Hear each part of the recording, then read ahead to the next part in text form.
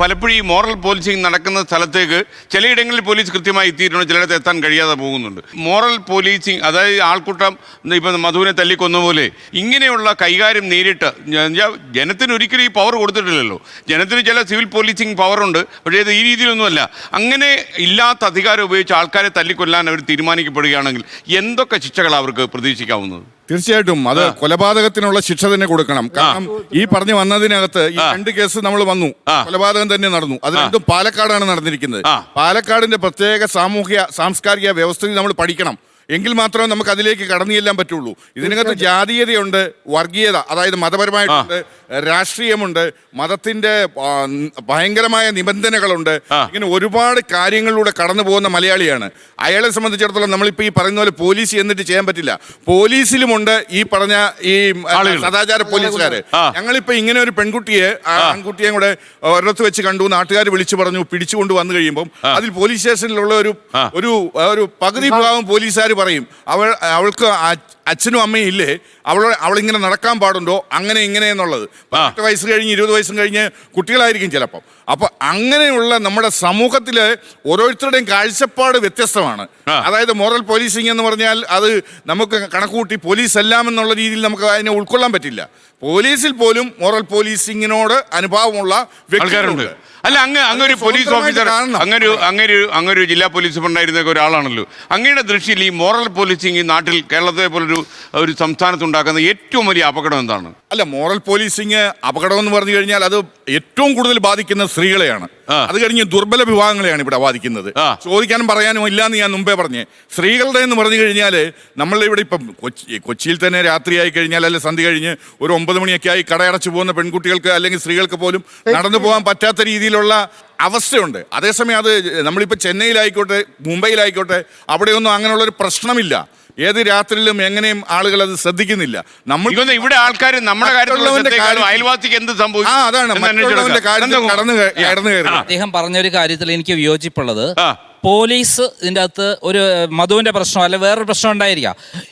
ആ ടൈമിന് അവർ കൃത്യമായി പ്രവർത്തിച്ചിരുന്നെങ്കിൽ, ഇവരെ സൃഷ്ടിച്ചിരുന്നെങ്കിൽ തടയപ്പെടുമായിരുന്നു.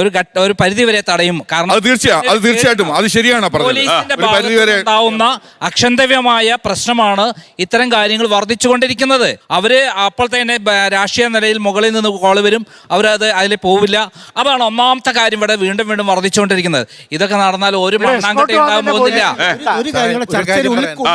കിട്ടാത്ത മുന്തിരി പുളിക്കും എന്ന് പറയുന്നത് അല്ല, ആ ഒരു കാര്യം കൂടെ ചർച്ച ചെയ്യപ്പെടണം. നമ്മൾ പബ്ലിക് പ്ലേസിൽ എങ്ങനെ നമ്മുടെ മൊറാലിറ്റി എങ്ങനെ ബിഹേവ് ചെയ്യണം. കാര്യം പബ്ലിക് പ്ലേസ് എന്ന് പറയുന്നത് കൊച്ചുകുട്ടികൾ മുതൽ വൃദ്ധന്മാർ വരെ പോകുന്ന സ്ഥലമാണ്. അവിടെ എങ്ങനെ ഹൗ ടു ബിഹേവിയർ എന്നുള്ള ഒരു കാര്യം കൂടെ പഠിപ്പിക്കണം. ഒരു നിയമം കേരളത്തിൽ വരണമെന്നാണ് എനിക്ക് ഈ ബഹുമാനപ്പെട്ട സർക്കാരിനോട് പറയാനുള്ളത്. നമ്മുടെ ശിക്ഷയുടെ മോഡസ് ഓപ്പറാൻഡി ഒന്ന് മാറ്റണം. അത് അത്യാവശ്യം. For the smooth running of the society we have to make some adjustment. കാരണം ഗൾഫ് നാടില് ഒത്തിരി നാളായിട്ട് വർക്ക് ചെയ്താണ് ഞാൻ. അവിടെ ശിക്ഷ പരസ്യമാണ്. സമൂഹത്തിലെ ഒരു ഒഫൻസ് കണ്ടാൽ നമ്മളെല്ലാം നമുക്കൊക്കെ ആ ഒഫൻസ് കമ്മിറ്റ് ചെയ്യുന്ന ആളിനെ അറസ്റ്റ് നിർത്താനേ ഉള്ള ആ റൈറ്റേ ഉള്ളൂ. അല്ലാതെ ശിക്ഷ നടപ്പാക്കാൻ നമുക്ക് റൈറ്റില്ല. പോലീസിനെ സംബന്ധിച്ച് അവർ പ്രിവെൻറ്റ് ചെയ്യുന്ന ആ ഒരു ജോലി ചെയ്യുന്നില്ല. ഞാൻ മനസ്സിലാക്കിയ കാര്യം എന്ന് പറഞ്ഞാൽ പോലീസ് സ്റ്റേഷനൊക്കെ പരിസരത്ത് ഉണ്ട്, ഒരു ജൂറിഷനൊക്കെ കൊടുത്തിട്ടുണ്ട്. ഈ വൈകുന്നേരങ്ങളിലോ ആ സമയങ്ങളിൽ കൂടുതൽ പ്രശ്നങ്ങൾ ഉണ്ടാകുന്ന സമയം ആ സമയമാണ്. പോലീസ് ഒന്ന് പെട്രോൾ ചെയ്ത് കണ്ടിട്ടില്ല ഞാൻ. പെട്രോളിങ് നടത്തി കഴിഞ്ഞാൽ ഒരു പക്ഷേ ഇവർക്കൊക്കെ ഒരു ഫിയർ സൈക്കോസിസ് ഉണ്ടാവും. പോലീസ് ഉണ്ടോ ഇല്ലയോ എന്നുള്ളതല്ല, ദാറ്റ് ഈസ് ഡിഫറെന്റ് തിങ്.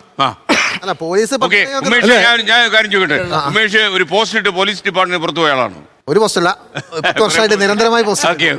അല്ല, അങ്ങനെ ആവിഷ്കാര സ്വാതന്ത്ര്യം പോലീസ് ഡിപ്പാർട്ട്മെന്റ് നടപ്പാക്കാൻ പറ്റും? പോലീസിന് ആവിഷ്കാര സ്വാതന്ത്ര്യം വേണം. കാരണം ഒരു പോലീസ് സ്റ്റേഷനിൽ ഒരു കസ്റ്റഡി മരണം, ഇപ്പൊ വിനായകൻ എത്രയോ പേര് പോലീസ് സ്റ്റേഷനിൽ മരിച്ചു. ഈ പോലീസ് സ്റ്റേഷനിൽ ഒരാളെ SHO വിളിച്ച് തല്ലാണ്, അല്ലെങ്കിൽ അവിടുത്തെ കുറച്ച് പോലീസുകാർ കൂടി തല്ലാണ്. അപ്പൊ അതിൽ പങ്കെടുക്കാത്ത ഒരുപാട് പോലീസുകാരുണ്ടാവും, മനസാക്ഷിയുള്ള ഒരുപാട് പോലീസുകാരുണ്ടാവും. ഈ ഒരു പോലീസുകാരൻ അത് ചെയ്യരുത്, അത് ചെയ്താൽ ഞാൻ പുറത്ത് പറയും എന്ന് പറഞ്ഞാൽ അയാൾക്ക് അത് പുറത്ത് പറയാനുള്ള സ്വാതന്ത്ര്യം ഉണ്ടെങ്കിൽ ആ മർഡർ നടക്കൂല. കേരളത്തിലെ ഒരു ലോക്കപ്പിലും ഒരാളും മരിക്കൂല. അത് സ്വാതന്ത്ര്യം ഇല്ല. അത് മിണ്ടി കഴിഞ്ഞാൽ പണി കിട്ടും. തിരുവനന്തപുരത്ത് അർഷദ് എന്ന് പറഞ്ഞ പോലീസുകാരൻ പോലീസിലെ ക്രമക്കേടും അഴിമതിയും ചൂണ്ടിക്കാണിച്ചു. സ്പെഷ്യൽ ബ്രാഞ്ചിൽ നിന്ന് റിപ്പോർട്ട് അയച്ചു. അയാൾ രാജിവെച്ച് പോകേണ്ടി വന്നു. പോലീസിലെ ഗുണ്ടാബന്ധത്തെ കുറിച്ച് പറഞ്ഞതിനാണ് ഞാൻ പുറത്തുപോയത്.